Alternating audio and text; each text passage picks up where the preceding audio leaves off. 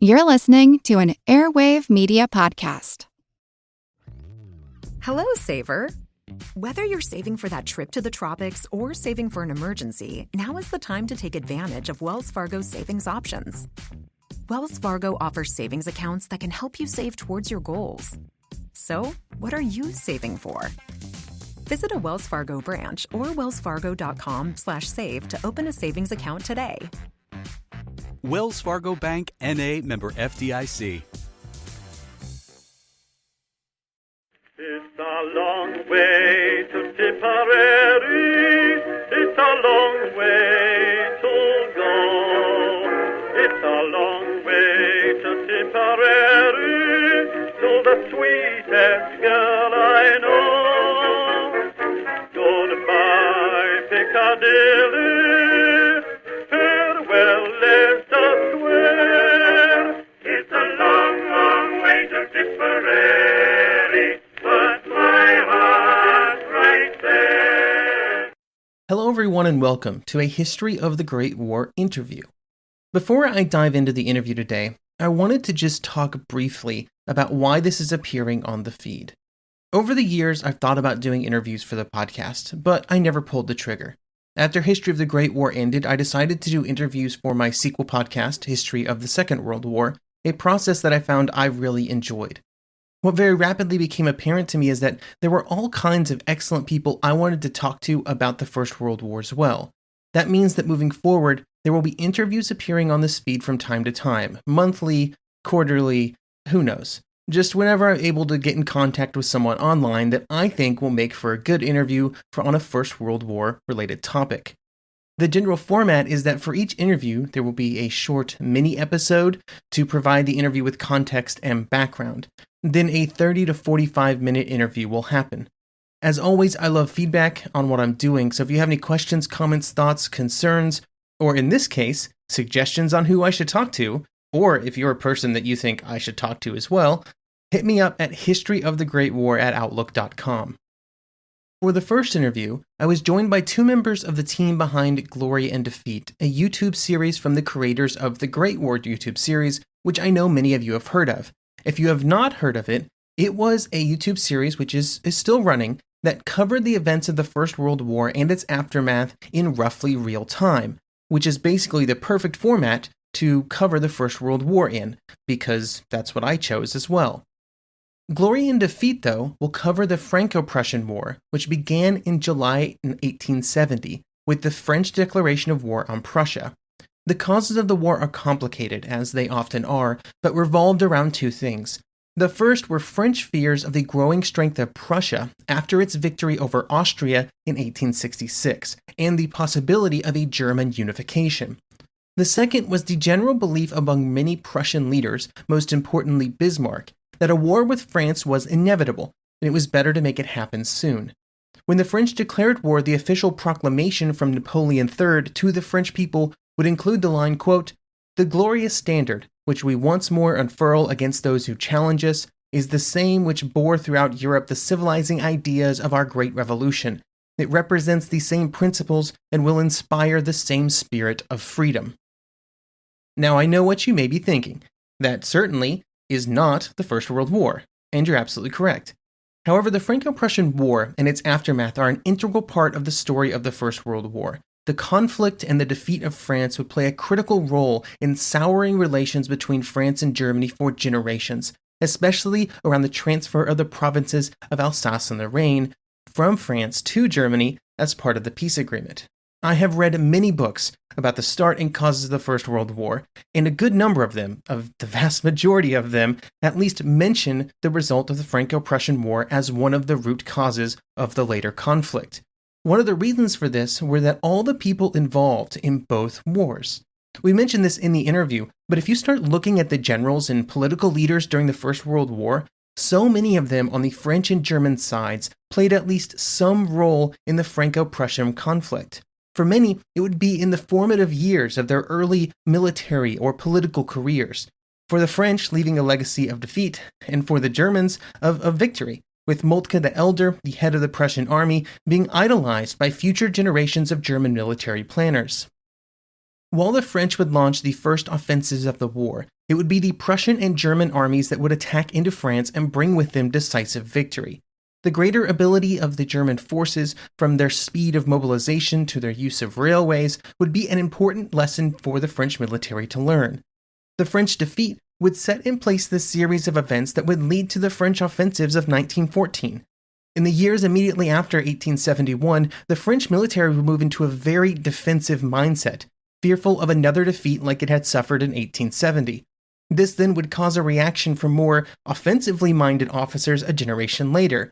It would be that generation that would have so much impact on French planning before 1914, leading to the disaster of the Battle of the Frontiers.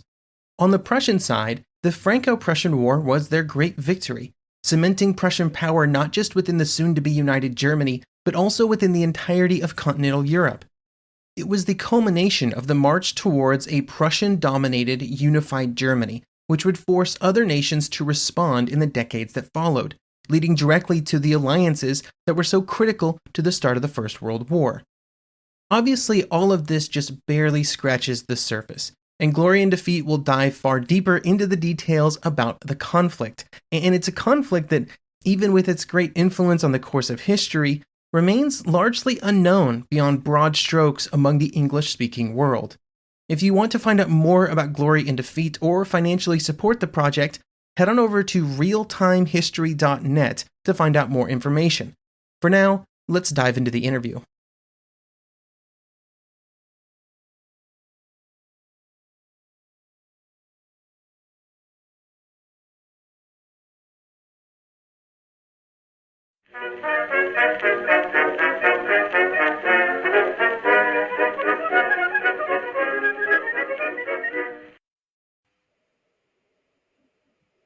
Hello, everyone, and welcome to a History of the Great War interview.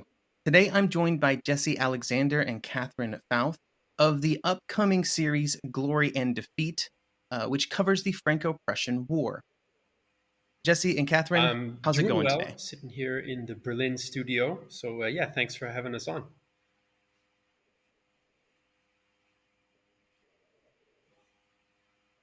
Okay, so your company, I guess I'd call it, Real Time History, just is probably best known for the series The Great War on YouTube, which started in 2014. So I know you've been covering post-World War I topics on that show for a while. So moving from that era back to the Franco-Prussian War, what kind of excites you about this new time period that you're jumping into? Well, there's probably no shortage of things, I guess you could say, that is exciting.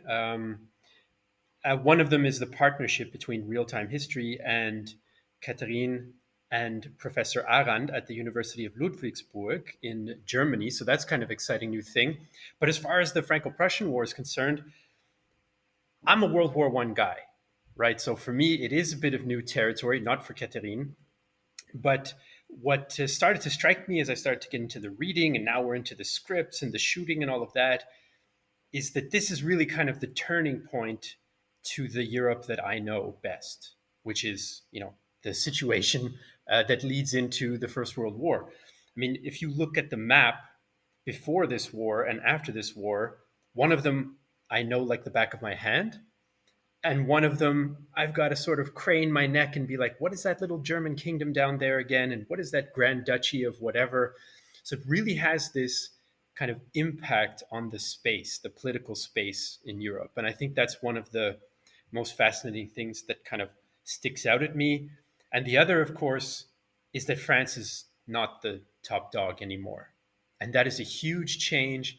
It's been that way for centuries, that like France is the number one power on the continent. Whether they've lost a couple wars and so on, doesn't matter. I mean, it took almost all of Europe like 20 years to defeat France in the Revolutionary and Napoleonic Wars. And here they go, and essentially they're defeated within a few weeks, even though the war drags on into something interesting in its own right. The main battles, they lose. And that changes the whole dynamic that's been there for centuries in terms of France's position in Europe. So I think that's kind of the big takeaway that I had to wrap my mind around when I started to think about it. But Catherine's been working with this conflict for years. Yeah, I was gonna ask, her what initially got her interested in studying the Franco-Prussian War, and what has sort of what has kept her interested in studying it over the years. Well, if I have to be honest, what got me interested in the first place would be Jesse already mentioned him, Tobias Arendt. He's one of the history professors at the university I'm from, and basically, if you have him as a professor, you have two choices: either be infected by his enthusiasm for the so-called unification wars, especially 1870, 71, or avoid his seminars. That's pretty much the choice you have. And obviously, I did choose the latter. So, and then we got into the Twitter project, which we already spoke about. We did a real-time Twitter project on the Franco-Prussian War. It ran last year from July 1st until June 9th of this year. And we tweeted the Franco-Prussian War, not just in what happened, but also how did it happen and how did it affect the people. So we had individual stories that we told, ranging from the you could say top, so kind of like the monarchs and everything, all the way down to the simple soldiers or the wives of people, the civilians. And it was a big project, and I stuck with it, and I got really interested in the war and everything around it. And getting into the war, you just see the effects that the industrialization has on warfare. So, for example, you could say that the Franco-Prussian War was one of the first or the first modern war in Europe, modernly fought war. And you have new weaponry, you have intensive use of the railroads and their deliberate use. You have newish communication methods. And all of this, there's so much happening. So many things change from how they have been. And it's exciting to see how it affected the people and life in general during this time. And once you're kind of in there, I don't know how to describe it better. You just you can't get away from it. And then obviously what Jesse already said, the Franco-Prussian War, or the era of the unification wars, also foreshadows the events of the first and then consequently eventually the Second World War. And to see how things affect other things years later is really, really, really fascinating. Yeah, I think you mentioned the Twitter feed that you did. I think it's always really interesting when I see projects around trying to represent history in something approaching real time, because so often our history is like super compressed time wise. So you'll have like one page of a book that talks about events, and then the next page is talking about events 6 months later. But when you try and bring them in this real time kind of platform or structure, it really makes it clear how long some of these things happened, or how short, depending on the event. Yeah, that, and you have, especially with the Twitter project that we did, and now what we're kind of trying to incorporate into the YouTube videos, you see how the war, what people say it's the war, it wasn't just the war, it was a war that had different effects on different kind of people. I mean, the way, for example, Napoleon III experienced the war is so different from a civilian whose town is destroyed, or a soldier who gets injured and has to live with the consequences of the war, so that's that was one of the feedback we received, that people hadn't thought about, that war is fought by people and not just declared and then you have machines doing the war, but it's actual real life, well, not alive anymore, but real people who had to fight and do all of that. And so that's kind of a cool thing too, that we got people to realize that. Yeah, that's interesting, and I think that's definitely very valuable because history becomes very different when you're talking about Victor the soldier instead of the 12th Division doing something. Right, and we want to bake in, so to speak, all of those different levels into this series, and that's one of the reasons why we reached out to Catherine and Professor Arand, because we knew from the Twitter project, we also knew from his book that he published on the war in 2018, that this is kind of their approach, and it's the kind of approach that we really took to heart. Especially, I mean, I can only speak to the Great War channel after the armistice when I joined the team. But that's really kind of part of our ethos of how we want to do this: is mix in that chronological narrative, as you say, but thicken it and like deepen it with these individual stories and also with some kind of historical assessments, so that we can keep that level of comprehension and education going as well, not just kind of relating a series of facts. So that's the kind of recipe that we're trying to mix together and then put it in a visual package.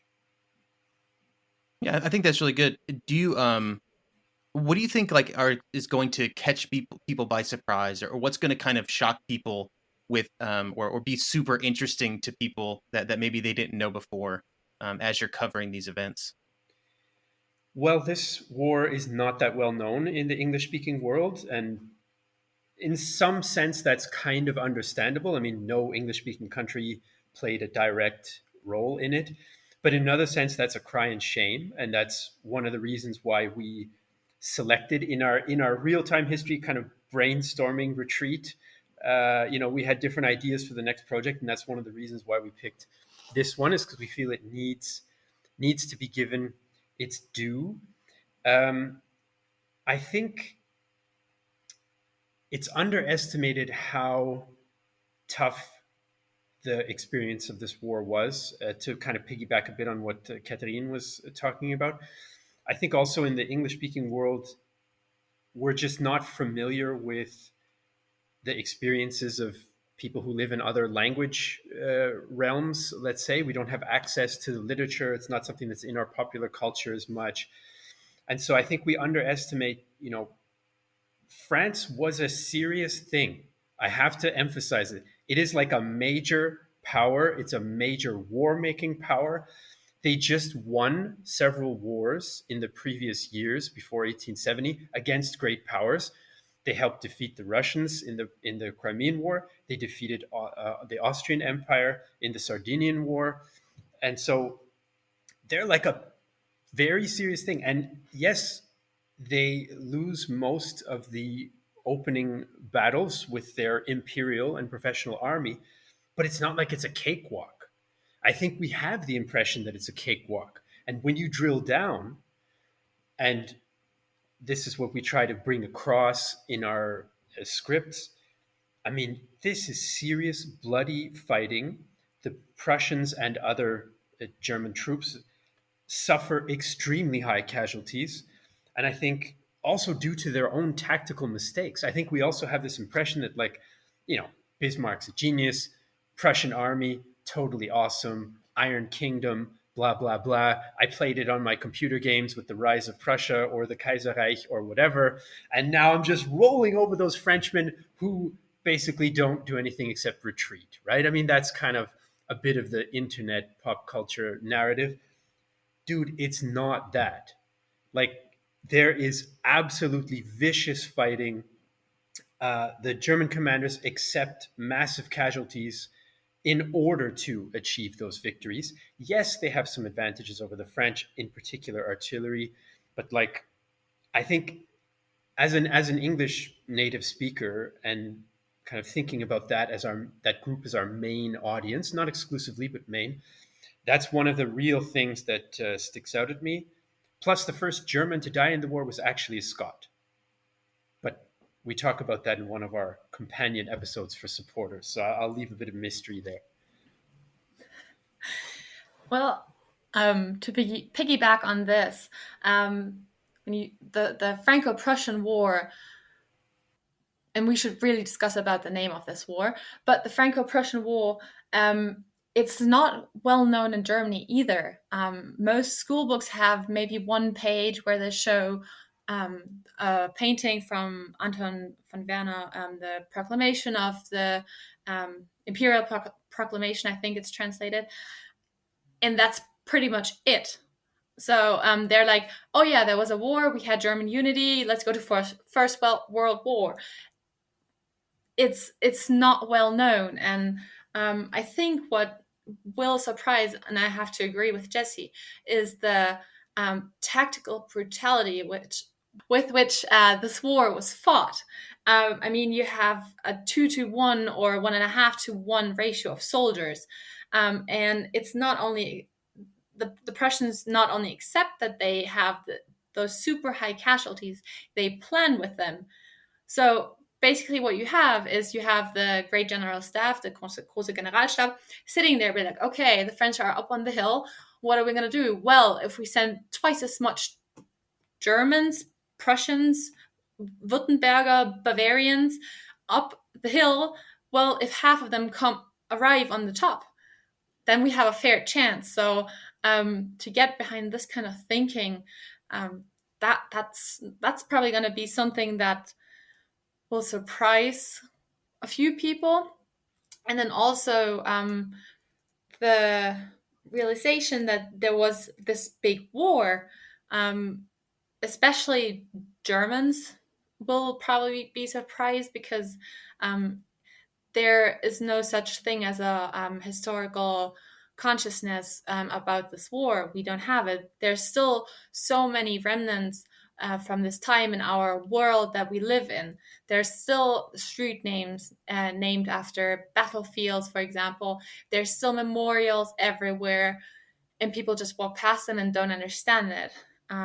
For example, I live in Stuttgart. We have a Bismarck place, and there's an ice cream shop, and right above this ice cream shop you have a sculpture of Bismarck's head, and nobody knows. So he's just hanging out there over an ice cream shop, and people have ice cream and don't know that he's there. And if you tell them, hey, have you seen the sculpture there, they're like, oh yeah, who's that? Like, yeah, it's fascinating. And I can't say that I was any different, to be honest. Before I got into university, I lived in a street called Wörthstraße for 20 years almost. And a bit less, 15. And I didn't know what the Wörthstraße was for. And then I went to university and I was like, well, okay, I lived in a street that's named after a battle. Well, it took far too long. So I think those are the kind of things that will be really interesting to the people watching. Obviously, they have an interest in the military side of everything, but also the political side. That what happened? How did the war? Yeah, how did it come? How did it come to a war? Basically, what happened before, and then what I'm hoping is that they will kind of say goodbye to some of the imaginations that they have. Especially Bismarck, the great political genius, that kind of thing. Because, it'll be really, really interesting to work with this and see where it leads. Sorry, Wes, we're droning on here, but like, there's just so much. You can edit out half of my ranting will not be edited if you want. I think there's a hidden business opportunity out there for a Franco-Prussian War themed ice cream chain, but that might be a discussion for another time. But I think one of the other aspects, and what made me think of this, I had it in my notes and forgot it before, was Catherine talking about the different shades of Bismarck, where he has this reputation as a genius planner, but actually the real situation is a lot more complicated than that. That's true kind of, I think, at every level down the chain of human experience that we go.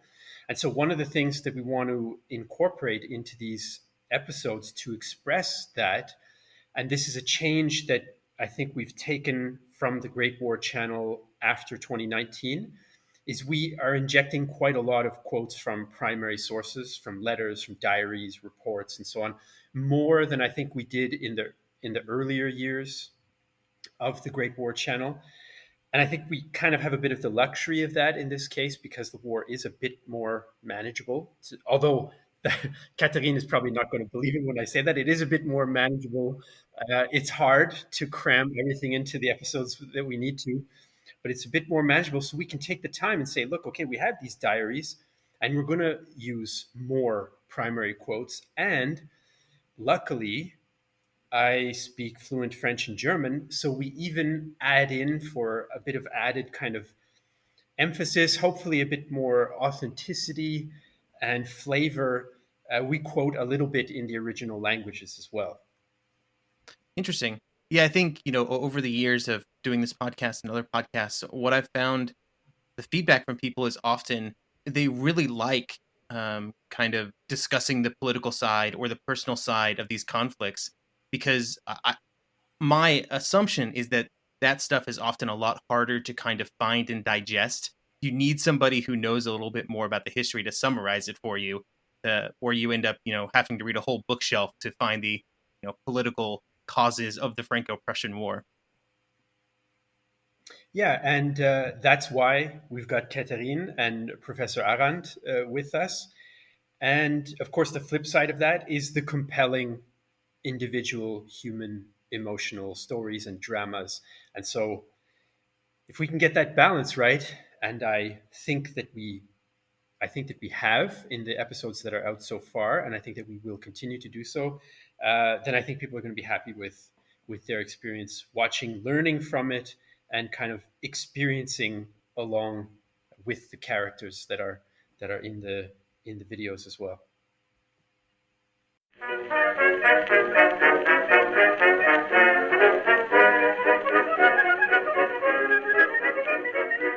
The one truth about human history is that change is inevitable. But the one thing that has never changed is that humans need food to survive. There are many ways to get that food, but one of the easiest ones is Factor. Factor delivers ready-to-eat meals right to your door. All you have to do is heat them up and dig in. In 2 minutes, you can be eating tasty keto or vegan options, or any of their 35 options that they have available every week. So you can choose maybe the cheesy garden herb chicken, maybe the Santa Fe green chili beef skillet, or perhaps the Caribbean spiced tofu. It is all delicious, and if you have a bit of a sweet tooth, Factor still has you covered with a wide range of snack and smoothie options. Chocolate mocha cheesecake, snickerdoodle macaroons. Any of that sound good? And don't worry, even the tasty stuff is dietitian approved. Head over to factormeals.com/GW50 and use code GW50 to get 50% off. That's code GW50 at factormeals.com/GW50 to get 50% off. Hello, Saver. Whether you're saving for that trip to the tropics or saving for an emergency, now is the time to take advantage of Wells Fargo's savings options. Wells Fargo offers savings accounts that can help you save towards your goals. So, what are you saving for? Visit a Wells Fargo branch or wellsfargo.com/save to open a savings account today. Wells Fargo Bank, N.A., member FDIC.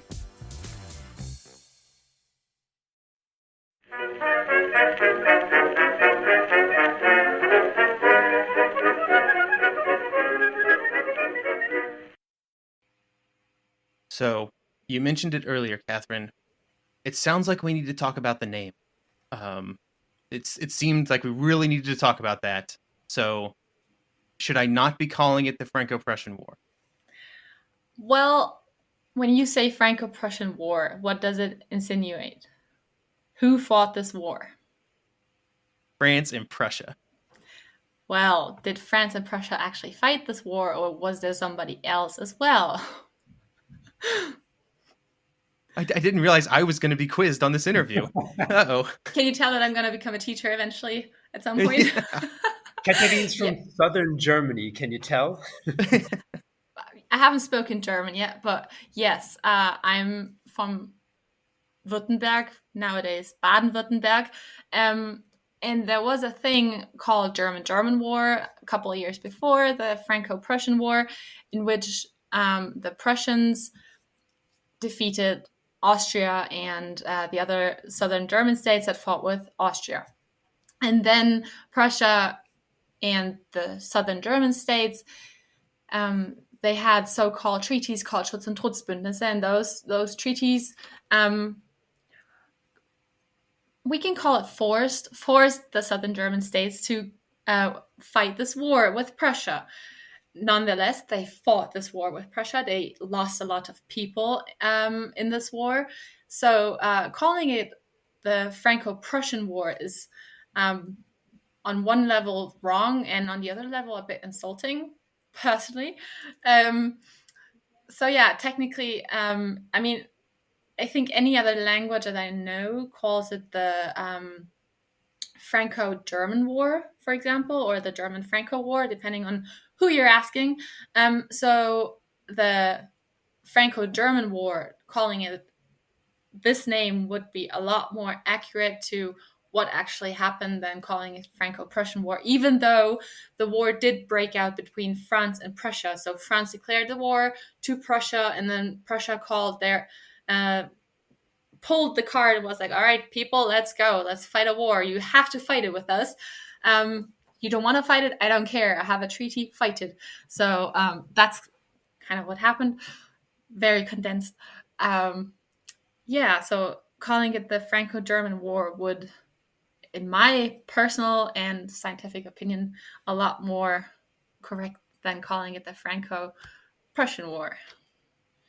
And let the record show that real-time history agrees with that in principle, but try putting Franco-German War into your search engine optimization and YouTube algorithms in English, and it ain't going to end well. So we went with the conventional English terminology for the series. But yes, I mean, historically, Franco-German is a far more accurate term. That is true. We all must bow to the search algorithms of the world. It is what it is. Modern living is tough, man. So you mentioned earlier that this conflict is for an English speaker is quite hard to maybe read about or find a lot of information about.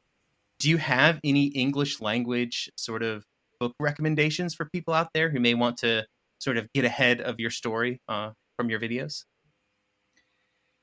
Yes, I do. Now, in English, there's not these kind of new one volume comprehensive kind of histories.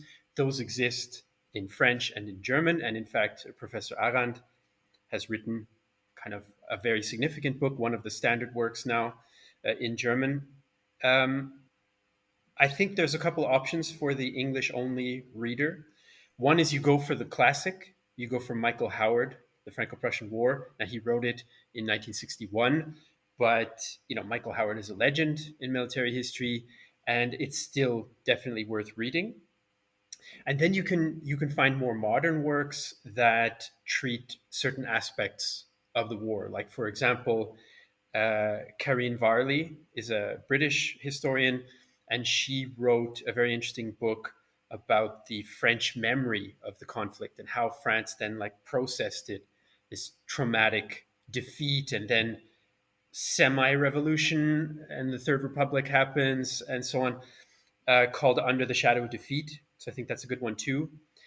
If you want to dip into primary stuff, there are a couple of accounts from war correspondents and military observers, like Philip Sheridan, Civil War general, right? He was an observer with the German armies.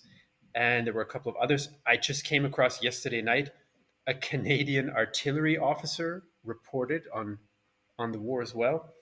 But probably the most famous and accessible one is William Howard Russell. I think he's famous for his reporting on the Crimean War, but he also published extensively about this war. So that's kind of, those are the sort of directions I would give to listeners of yours who only read English. with the primary stuff, just one word of caution to everybody who wants to read it. Always think about what their goal is and how they're portraying what they're writing and what they're saying. Don't take it for the truth that's being told. Be smart and think about what they're trying to achieve with which they're writing. Indeed. It reminds me of that commercial in the 80s, with the American commercial, I should say, with the egg and then the frying egg. This is your brain on drugs. I think you can say, like, this is your brain reading contextualized primary sources, and this is your brain just accepting primary sources at face value. It's never a good plan, that one. So when looking at the Franco-German War, is there a particular event or person that you are really looking forward to discussing on the show or kind of bringing to a larger audience? I think I'm going to cheat slightly on this answer and choose an event that takes place after the fighting is over, and that's the Commune in Paris. Actually, not only in Paris. This is the kind of leftist socialist, if you will, although it's a complex state of affairs, uprising that happens after it's clear, okay, France has lost the war and it's in a state of chaos, so to speak. And there's this massive uprising centered on Paris, but in other French cities as well.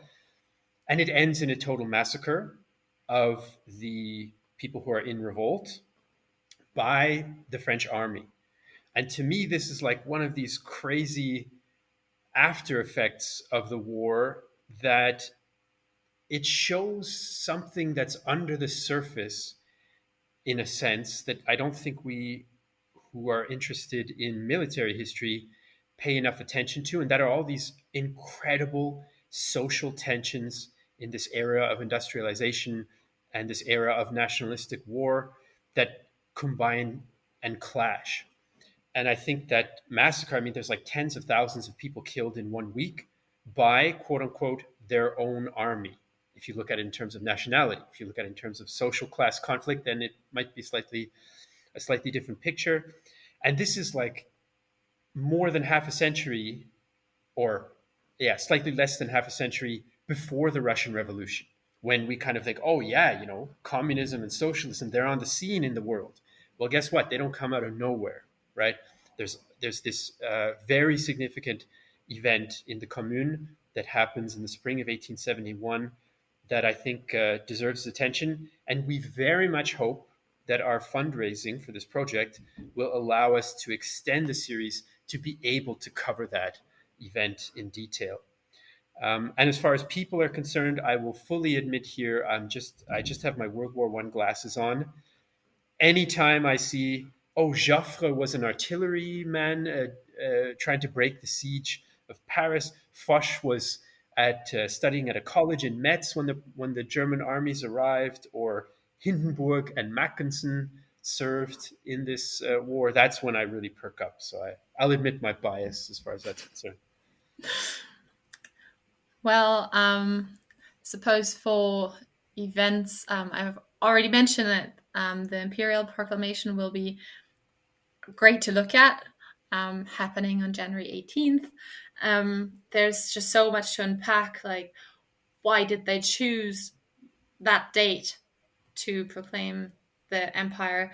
There's so much going on behind the scenes, and we will attempt to deconstruct how we see this event. As I already mentioned, it's shaped by the painting of Anton von Werner, and most people don't know that the painting that we know today is the third version of 4. There used to be 4 versions of it. Nowadays, I think there's only 1. And there's just a lot to discover and tell about it that most people just don't know, and that'll be fun. And then for persons,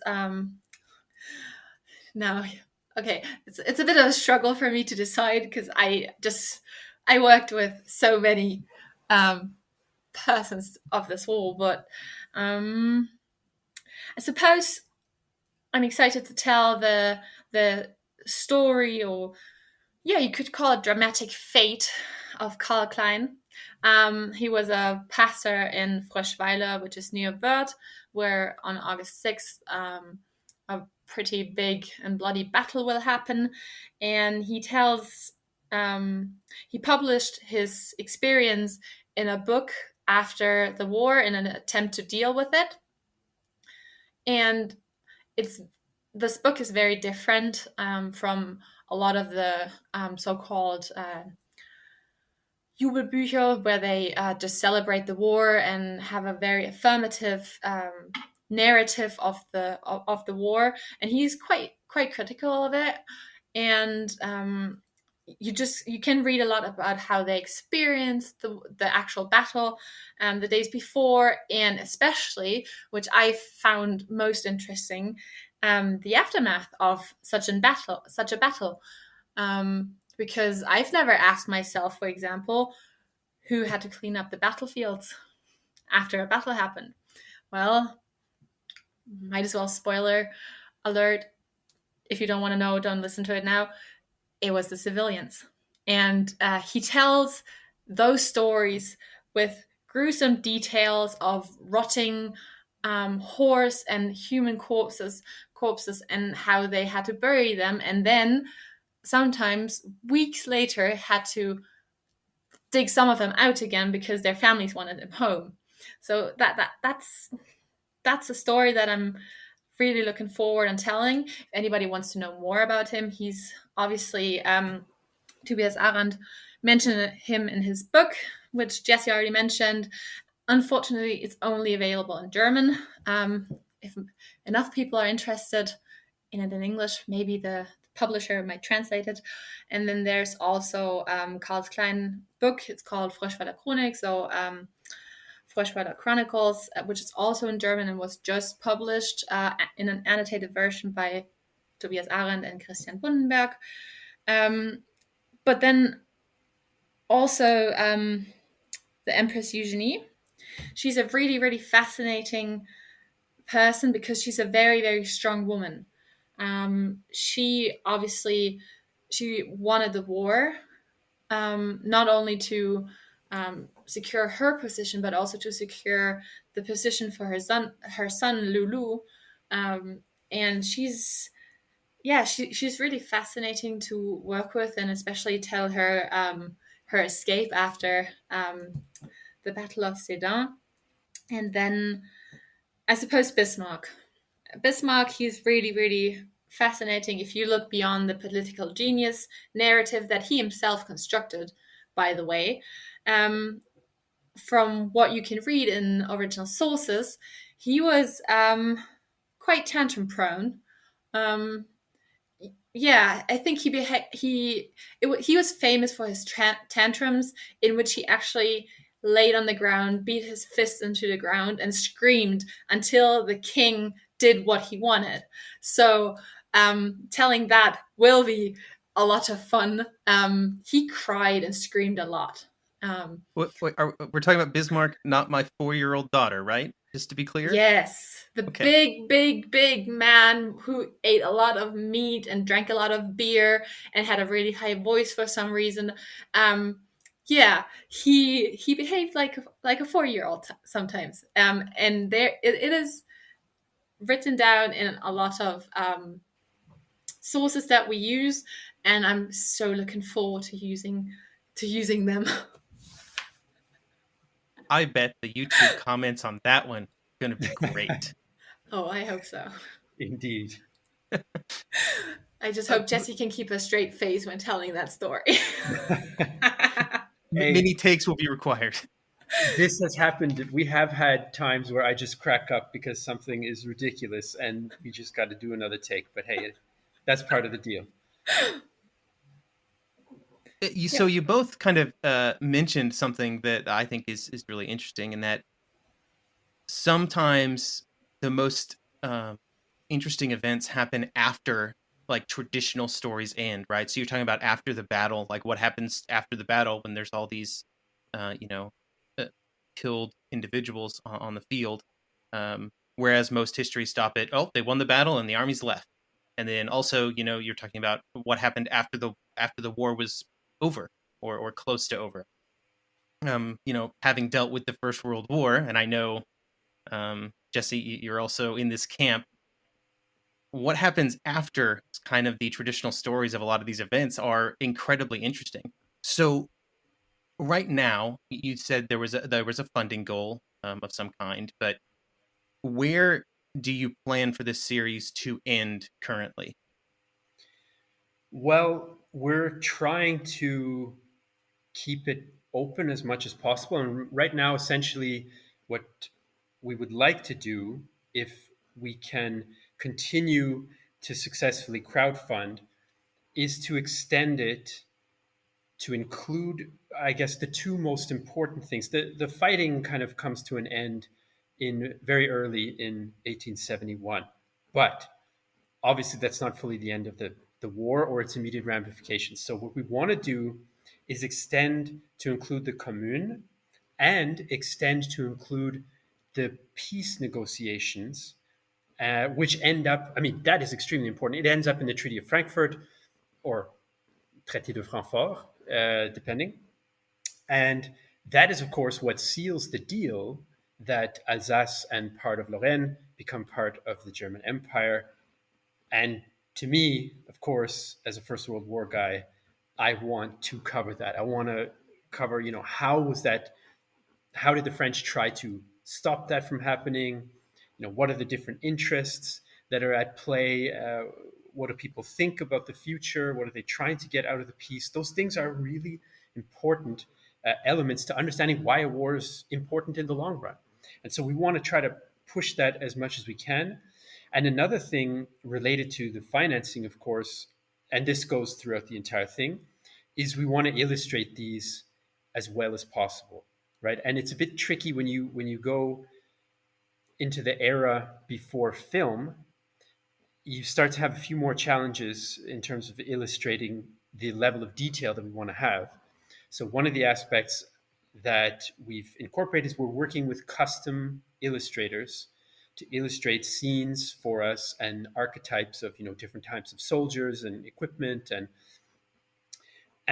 that costs some money, but we can already see the impact. We're getting awesome feedback about the visuals that we've commissioned for this, and so that's also a part of what we want to achieve with the crowdfunding. Because to be frank, if you're doing history on YouTube, you're not going to get like Logan and Jake Paul numbers of views, which means you're not going to get rich on your advertiser revenue. And advertisers don't necessarily want to be associated with war and talking about people getting killed and politically controversial stuff and so on. So we rely on the crowdfunding from A to Z, essentially, or A to Z, as a Canadian would say. So that's kind of the reality of the situation. We do want to push it as far as we can to the very end of the aftermath. And I guess I'll throw out the pitch now for your listeners. If anybody out there has their interest piqued and they want to support it, if you support directly the project, you also get access to extra content. So we have like companion episodes for each regular episode that's on YouTube with more stuff, more detail that are not available freely in public. And anyone who's interested can go to realtimehistory.net/glory and defeat. And we appreciate all of you lovely supporters in advance. Thank you, Wes, for allowing me to extend that pitch. No problem. I'm always excited to see new and exciting sort of history projects out there that are available to everyone. That makes me very happy to see that sort of the real-time history people are continuing to do that. It's our pleasure, and I think it's fair to say it's also our passion. And I think I can speak for the rest of the real-time history team, and I hope also for Catherine and Dr. Arand on that score. Goodbye, Piccadilly, farewell, Leicester Square. It's a long, long way to differ. Recht.